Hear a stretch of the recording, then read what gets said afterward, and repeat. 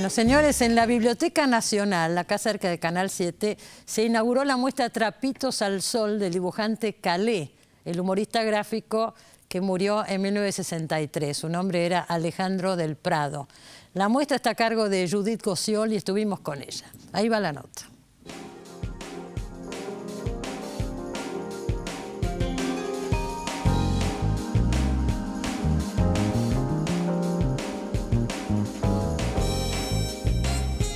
La muestra en homenaje a Calé se llama Trapitos al Sol y es parte de un programa de la Biblioteca Nacional, que es el programa de investigación en historieta y humor gráfico argentinos. Entonces la armamos en ese marco con la idea de un poco el aniversario de la muerte, que son 50 años de la muerte, fue la excusa para mostrar parte del material, una parte de lo que él hizo.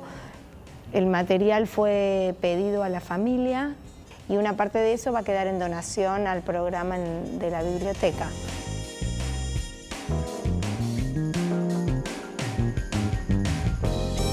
Los dos grandes trabajos de Calé fueron en la revista Ricotipo, en la sección que se llamaba Buenos Aires en camiseta, aunque no fue en la única sección en la que trabajó, y en la revista River. Esos dos trabajos los mantuvo durante varias décadas. Él llegó a Buenos Aires en 1946, o sea, él había nacido en Buenos Aires, muy chiquito lo llevaron a Rosario, y después de hacer el servicio militar, llega a una Buenos Aires convulsionada por el movimiento peronista y se integra los primeros trabajos a todas esas publicaciones que aparecían en esa época un poco para apoyar al régimen o después para su reelección, ¿no? Y un poco el universo que él construye después en Buenos Aires en camiseta, por ejemplo, tiene que ver con la clase media-baja, más bien de barrio, que era mucho el sustento del movimiento peronista, ¿no? Y si bien no toma la figura del obrero, más bien la que aparece es la del oficinista. Y lo que me parece que recrea es, por un lado, ese universo urbano, de relaciones urbanas, que él ancla en Buenos Aires, pero que no es exclusivo de Buenos Aires.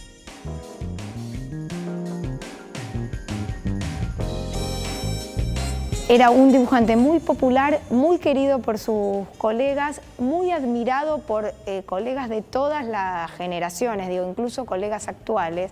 Era un lector muy agudo de las conductas cotidianas, entonces es muy difícil no sentirse reflejadas y no ver esas conductas repetidas ahora, 50 años después.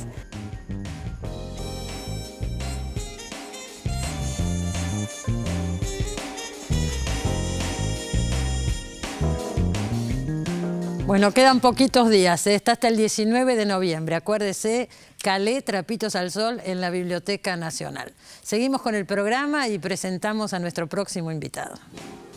Marcelo Zapata nació en Buenos Aires en 1957. Periodista especializado en temas culturales, fue también docente y traductor. El secreto de Puccini es su primera novela publicada. Bueno, El secreto de Puccini, primera novela de Marcelo Zapata, periodista, colega de tantos años, pero lo que yo no sabía, que me enteré acá, es que vos has traducido, Marcelo, los libretos de varias óperas de Puccini. Había una colección que sacaba la editorial Javier Vergara, sí, que la dirigía Kurt Pallen, que era, Kurt Pallen, una autoridad en la ópera. Tengo varias de varios tomos. Claro, de esa ¿te acordás? ¿Cómo que no? La editorial MC, justamente, que tenía la ópera, la música sinfónica. Entonces, era una colección diferente de las tradicionales. Sí. Porque no solamente tenía el libreto, sino en la página enfrentada al texto de la ópera, explicaciones, ambiente, era muy buena esa colección. Y bueno, y ahí... Lo que pasa es que Javier Vergara era un fanático de la ópera. Absolutamente. Y él sacó esa colección en su editorial. Sí, estamos hablando de hace muchos años.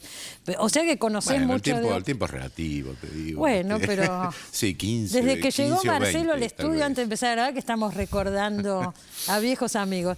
Digo, Marcelo, conocés mucho y eso se ve en el libro también. Sí. El mundo de la ópera, las óperas, Puccini concretamente. La ópera y Puccini en particular, porque uno tiene su debilidad por algún compositor. Seguro. En este caso Puccini. Pero más allá de Puccini, la intriga enorme que a mí siempre, pero mucho tiempo antes de traducir aquellos libretos, me despertaba la figura del hermano. El hermano. Que tomé conocimiento de una manera accidental de la presencia de este hermano menor de Giacomo era músico Puccini, también. que también era músico y que llegó a la Argentina durante, creo que la tercera oleada inmigratoria, es decir, 1889, y se encontró con una realidad, te imaginás, ¿no? La época de la bolsa de Julián Martel, la inminencia de la Revolución del 90, y pasó todo lo que pasa y que se cuenta en esa novela, por lo menos el principio. Claro. Está basada en un hecho histórico que es la venida a la Argentina y la muerte del hermano de Puccini. Eso es real. Sí, lo de la muerte es una intriga. Sí, el mecanismo de la novela. Pero que murió, murió. Claro, bueno. Bueno, obviamente por el paso del tiempo. Sí. Pero digo, murió en esos años. Después se descubre. Yo entré por internet a ver la historia, claro, ¿no? Digo, a ver qué hay de cierto y qué es novela acá. La cuestión es que Puccini viene a la Argentina. Hay unos datos geográficos que no coinciden con la realidad, pero que el mecanismo que yo elijo para relatar esta historia me imponía cambiar ese dato geográfico, pero no sé si contarlo. ¿Qué dato geográfico? El lugar de la muerte de porque Michele. Muere en Brasil. Sí. Michele se llamaba. Michele Puccini. Muere en Brasil. Sí. Pero vamos por partes. Acá no los hechos, no empecemos por el final aparte. Los hechos históricos son que Puccini, Giacomo Puccini, viene a la Argentina en 1905, eso es cierto, es recibido... Real. Claro, en ese momento era una celebridad mundial absoluta. Lo que me hacía ver es recibido como hoy puede ser recibido, no sé quién. Sí, cualquier rockstar. Que además, fíjate vos, no solamente eso, que unía a todas las clases sociales. Sí, era un fervor absoluto. Desde la aristocracia, amante de la ópera, hasta los más pobres, los más indigentes, inmigrantes, que encontraban en la música de él, bueno, ya cuando uno ve El Padrino, por ejemplo, que la mama, la ópera, encontraban en la figura de Puccini un recuerdo de Pero hay áreas de ópera hogar. Que eran canciones populares que se cantaban por la calle, ¿no es cierto? Absolutamente. Eso es bastante impresionante, digo, no pasa hoy. Bueno, viene Puccini a la Argentina, eso es verdad, pero a raíz de estos hechos verídicos, históricos, Marcelo imagina que viene a averiguar qué pasó con su hermano. Eso es digamos, el pretexto para desatar el relato, ¿no? El relato. Porque fíjate vos que, si bien esta historia nunca fue demasiado conocida, hubo quienes se ocuparon de ella. Héctor Tizón, por ejemplo, hay un cuento. Tizón, que además era jujeño. Claro, porque vamos a decir que Michele Puccini se instala en Jujuy. Se instala en San Salvador de Jujuy. Vos decís, bueno, esto es una cosa increíble, absolutamente impensable, ¿no? Que llegue a Buenos Aires y termine en San Salvador de Jujuy. Porque le ofrecen ser maestro de música en la escuela normal de Jujuy, de San Salvador. Y el benefactor de él, quien le ofrece, quien generosamente le ofrece esos cargos, 2 cargos, maestro de música y maestro de italiano, en la Escuela Normal de Señoritas, que tiene una tradición enorme también esa escuela, porque como también está en la novela, una de las maestras de Sarmiento, de las maestras norteamericanas que trajo Sarmiento, Juanita o Janet Stevens, fue la fundadora de esa escuela. Aparece como personaje en la novela, sí. Y Michele Puccini la conoce a Juanita. Es decir, cuando yo empiezo a investigar, a hurgar en ese pasado tan rico, realmente era impresionante, ¿no? La cantidad de personajes e historias secundarias que podrían haber dado una novela de 600 o 700 páginas. Pero bueno. Y aparece la historia de Michele Puccini en un cuento de Tizón, de Héctor Tizón. En un cuento de Héctor Tizón. ¿Cómo se llama el cuento? El cuento se llama Una pequeña historia. Digo, para que lo quiera en buscar. Tierra de Fronteras. En Tierra de Fronteras. En Tierra de Fronteras.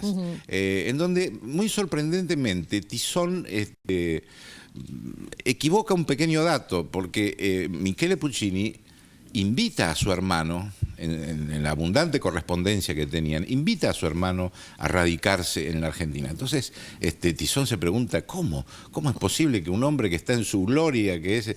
No, ahí es el pequeño error de Tizón, porque Puccini, Giacomo, no era famoso ni era millonario. Todavía ni no. mucho menos millonario. Claro. Vivía en la pobreza en el momento en que su hermano llega a la Argentina. Así que no era del todo improbable. ¿Cuál fue el primer éxito de Puccini? El primer éxito de Puccini es Manon Lescaut. Manon Lescaut, que fue posterior a que viniera el hermano para acá. Es 2 años posterior a el desenlace de esta historia. Claro. Entonces, claro, al revisar el pasado y al decir Puccini llega, Giacomo, acá hay que aclarar los nombres, llega a la Argentina en toda su gloria en 1905. Es decir, transcurrieron solo 15 años. Sí, pero ¿qué 15 años? Claro, 15 años que cambiaron la historia, claro, ¿no? Totalmente. Tanto de Italia como de la Argentina. Por supuesto. Entonces, uno legítimamente puede fantasear, porque entre ellos se amaban mucho, y Giacomo Puccini tuvo una relación, pese a que se llevaban solo 6 años, casi paterno-filial con su hermano menor. Entonces, eran de una familia de músicos, una familia de músicos pueblo de Luca. de pueblo de la ciudad de Lucca, sí. Entonces, por eso te decía, hay algo que legitima, me parece, esa fantasía de decir qué habrá sentido Giacomo Puccini al pisar la tierra donde ocurrió todo lo que ocurrió con su hermano. Y además hay otro dato que también lo incluyo en la novela, y es el hecho de que Puccini era un hombre muy tímido. Muy tímido. Por ejemplo, él no podía hablar en público. Empezaba a balbucear, se ponía nervioso. Y entre las fobias de Puccini estaba la de los viajes largos. Él se movía por Europa, pero tomar un transatlántico para trasladarse al otro lado del mundo le costó mucho. Y los Estados Unidos, con el Metropolitan, la ópera del Metropolitan, lo invitaron varias veces. Y no entendía por qué no iba allá y venía para acá. No aceptaba la invitación de los americanos. La aceptó 5 años después y compuso una ópera dedicada al Far West, como fue La Fanciulla del West. Claro. Pero el primer viaje que hace Puccini es acá. A través del Atlántico, es acá. Entonces hay muchos pequeños indicios que te llevan a decir, bueno, vamos a armar esta historia. Esta historia. Vamos a decir, porque esto quedó medio trunco en la charla, que él se instala en Jujuy, en este liceo de señoritas, pero el senador que lo había recomendado, resulta que él empieza un romance quiero decir, Michele Puccini con la mujer del senador. Que ese romance llega a... desemboca en un duelo. En un duelo. Desemboca en un duelo. Además era un senador muy poderoso. Muy poderoso, muy importante. Esto es real. Esto es absolutamente real.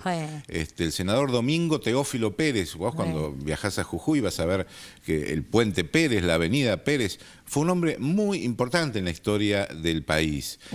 Fue uno de los precursores del ferrocarril en aquel territorio, el ferrocarril Central Norte. Y además fue un hombre muy progresista. Muy progresista. Fue uno de los que elaboraron la ley de educación común, cosa que a mí me resultaba un poco contradictorio para... El que aparece en el libro no aparece tan progresista. Claro, porque fíjate vos, hay uno de los juegos de la novela es emplear todos los argumentos de las óperas de Puccini como estrategia de relato. Es decir, claro, por eso digo que conocés muy bien las óperas. Vincular, pero yo creo que, en fin, es una novela, me parece, que se puede leer aún desconociendo. Sin saber nada de ópera. Hay relaciones y demás, pero no creo que haga falta conocer al dedillo. No. Es más, uno aprende de ópera leyendo. Y entonces, era una tentación muy fuerte vincular la imagen del villano de la ópera tosca, el barón Scarpia, con el senador. Porque si bien, como yo te decía, que era un hombre progresista y demás, su temperamento era extremadamente violento. Era muy violento. Los duelos, en el caso de él, no el duelo a pistola, como fue en el caso de Michele, sino los desafíos con sus rivales políticos, eso es real. Es decir, era un hombre... Bueno, por ahí era la época también, violento, ¿no? Por ahí la época llevaba... Exactamente. Sí. Pero hay un duelo y resulta que Michele Puccini le pega al senador. Y eso también es real. Eso es real. Queda mal de un brazo para siempre, un brazo inutilizado para siempre. Nadie daba 2 centavos por Michele. Y él se escapa. Entonces el duelo termina de una manera que nadie esperaba y eso provocó una conmoción política. Y entonces Michele tiene que escapar. Se escapa. Tiene que Y ahí escapar. se le pierde el rastro. Exacto. Se le pierde el rastro y según la novela de Marcelo, Giacomo Puccini viene a la Argentina a investigar qué pasó con su hermano. ¿Qué fue lo que pasó? Y hasta ahí contamos, ¿no? Sí, Bueno, no, yo creo no. que ya contamos todo. Porque después... No, falta mucho. Sí, falta todo cómo transcurre la novela, porque es muy entretenida, además de leer. Tiene muchos datos sobre ópera, pero también muchos datos históricos. Claro, sí, todo porque el contexto está en la novela. La cantidad de personajes que rodearon a Michele Puccini, que un poco para seguir con los paralelismos con la ópera, la bohème porteña de aquel momento. Hay dos bohèmes, es decir, la bohème que vivieron en Italia ellos de jóvenes y la que vive Michele en Buenos Aires. En los pocos meses que estuvo en Buenos Aires, antes de irse a Jujuy, donde hay personajes como el periodista Atilio Valentini, que es un personaje maravilloso. ¿Es real? Es absolutamente real. No, todos son reales. Hay mucha Todos investigación en esta novela. reales. Yo leí también, que me meto por internet y me entero de cosas, pero había un proyecto de cine con esta novela. Había, sí. Pero hace unos años.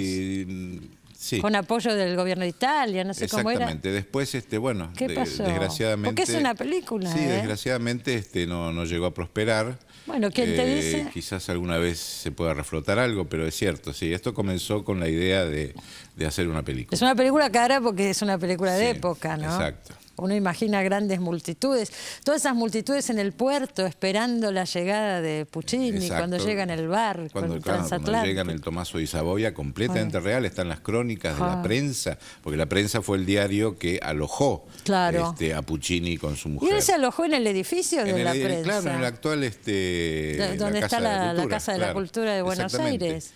Y ¿Lo alojaron ahí? Sí, yo me fui al despacho. Llamó la atención yo me eso, fui ¿no? al que actualmente es el despacho de uno de los funcionarios del gobierno de la ciudad para asomarme al pequeño balcón donde Puccini seguramente por las noches o por las tardes miraba a Buenos Aires.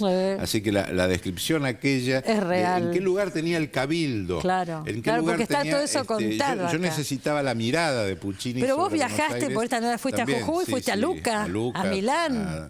A Milán, Torre del Lago, porque Torre del Lago era la villa donde él vivía y componía, pero ya en su periodo de esplendor, no en este periodo. Bueno, acá está todo contado, la relación de Puccini y Elvira, se llamaba la mujer con la mujer, Elvira, su hijo, qué sé yo, tiene una investigación enorme y después ficción, ¿no? Exacto. Felicitaciones, Marcelo. La verdad, me encantaría que se filmara, por lo pronto está el libro. Por la invitación. Y vendrá otra novela después. Ya estamos en eso. Bueno, cuando uno empieza después... Sí, te desatás. Gracias por haber venido. Gracias a vos por la invitación. Nos vamos a un corte, señores, enseguida volvemos, no se vayan.